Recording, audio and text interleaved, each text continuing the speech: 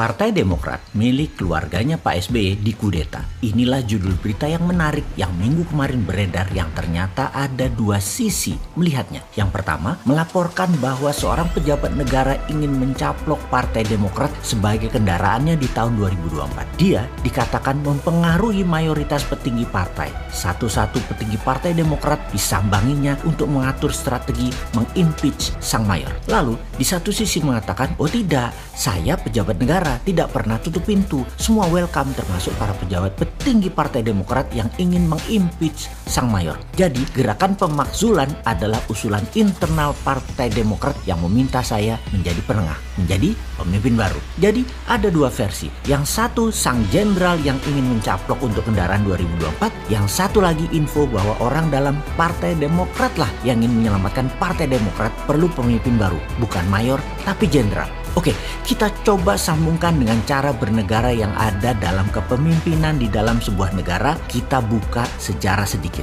Kita mengawalinya dengan sejarah. Kita menengok sejarah ketika krisis keuangan di tahun 1929 di Amerika yang membuat the Panic of 1930. Money supply dan aktivitas ekonomi turun drastis. Endingnya resesi dunia, the Great Depression. Di saat itu, Indonesia pejabatnya adalah Gubernur Jenderal H.J. de Graaf yang demi mengendalikan stabilitas ekonomi di wilayah Indonesia, negara jajahannya, mereka atau dia merilis Vergader Verbod, agen rahasia dengan misi rahasia, yaitu mengamankan situasi ekonomi dan mengamankan situasi negara. Agen rahasia dikerahkan untuk menjaga stabilitas, untuk menggebuk organisasi radikal non-kooperatif. Sekarang di tahun 2021, krisis pandemi COVID-19 semakin gawat dan akan semakin tidak terkendali kalau banyak organisasi nakal yang tidak sejalan dengan arahan pemerintah. Banyak yang menduga aktivitas ekonomi global akan runtuh, akan mengancam Indonesia. Virus mengakibatkan krisis multidimensi. Negara liberal demokrasi akan remuk, korban semakin banyak. Solusi the Panic of 1930 adalah Vergader Verbod, adalah sentralisme. Sama seperti halnya yang dilakukan oleh Tiongkok dalam protokol melawan COVID dan bisa jatuhnya ekonomi kalau tidak bisa dikelola dengan baik, adalah sentralisasi kekuatan terpusat solusinya. Alibaba dan Jack Ma aja disikat kok, apalagi Partai Demokrat.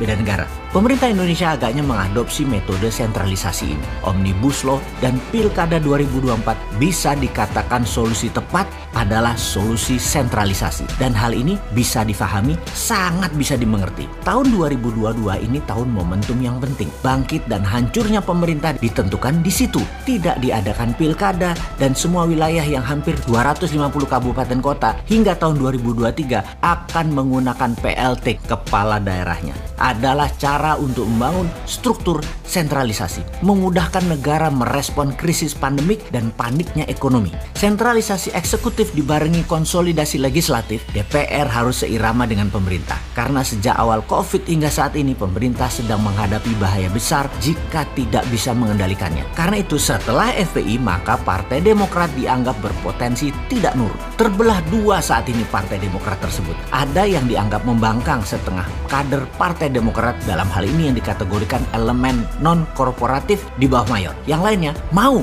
berkorporatif. Perlu pemimpin baru, yaitu sang jenderal. Yang terjadi saat ini adalah langkah sang jenderal mengakuisisi Partai Demokrat sebagai Vergader Verbod sebelum tahun 2022 demi keselamatan bangsa dan negara. Sebagaimana fakta lapangan saat ini, sebagai partai oposisi, kekuatan Partai Demokrat lebih kuat dibandingkan Gerindra di masa lalu. Tim Cyber Demokrat merger dengan kekuatan sayap kanan dan PKS memiliki potensi bikin gaduh di media sosial yang bisa mempengaruhi rencana sentralisasi, kendali ekonomi, dan kendali COVID menjadi tidak sesuai rencana besar pemerintah. Itu analisanya. Kekuatan partai yang tidak korporatif ini berbahaya tidak sebanding dengan state capacity. Itu analisa berikutnya. Saat krisis, banyak penguasa negara akan menggunakan hard power, darurat sipil, main gebuk untuk menghadapi gangguan keamanan dan krisis. Sesungguhnya percuma melawan pemerintah yang legitimate. Itu analisa berikutnya oleh pemerintah saat ini. Merapat ke pemerintah dan mengalihkan leadership dari Mayor Agus kepada Jenderal Muldoko adalah sikap yang cerdas. Itu pun adalah pendapat strategi bernegara sentralisasi. Kaum Sontoloyo bagaimana posisinya? Dalam strategi bernegara, Bosman selalu menyikapi dengan penuh pelajaran seperti informasi informasi kali ini karena semuanya niatnya baik. Mungkin caranya yang kurang berkenan dari satu sisi. Dan apapun itu sebagai pemerhati cara bernegara, tugas kita sederhana, yaitu memintarkan rakyat agar paham bernegara untuk dapat mengambil sikap yang terbaik. Salam NKRI garis lurus.